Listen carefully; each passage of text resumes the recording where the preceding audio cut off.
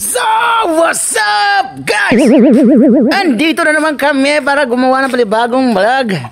Oh, mag-OT na naman kami hanggang alas 10 para itong kwadro ay magawa namin ng hagdanan.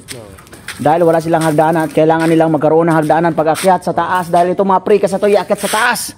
Ngunit subalit datapwat wala silang hagdan. Kaya andito kami ngayon for your service. Right! Gagawa natin ng nakita mo to, quadroplex yan, 4 na unit yan, 4 na bahay, it means. So lahat ng precast dito, di hollow block ang gamit to, precast no? Ayan, hollow blocks na malalaki, precast yan, iakyat yan doon. Ngayon kaya wala man silang hagdanan, kaya ako ngayon ang gagawa ng hagdanan, trusses, attic, railing sa hanggang bubong. Pangalan ng kontraktor is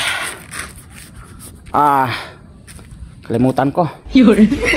Tingnan ko sa OT-form para alam nyo ha, pangalan ng kontraktor. Shout out sa iyo ha, pakyaw kong unit mo. Dito yung OT-form ha. So ayan guys, proof na talagang mag-OT kami rito. OT-form, permado ng mga engineer, OIC. Gallium Tech. Ay, shout out sa iyo Gallium Tech. Ito na, gagawin ko ng unit mo. Shout out sa iyo. So, gagawa ko ng hagdanan yan, paikot within 2 days. Sana makumpleto ko na yan. Dahil napakahina ng kuryente sa umaga, so gabi namin gagawin. Alright, OT kami, let's go.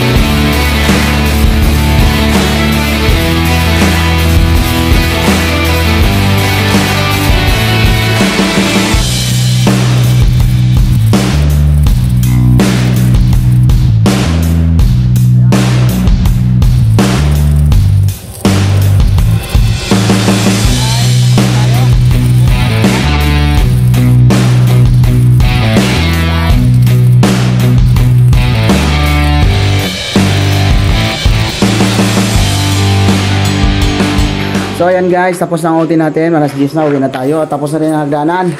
Ayan, buo na. Bubuhusan na lang natin yan. I-finish natin yan. So hindi muna ngayon dahil kukuya na, alas 10 na. Mag alas 10 na lang no. Ayan lang guys, bye bye. See you to my next vlog.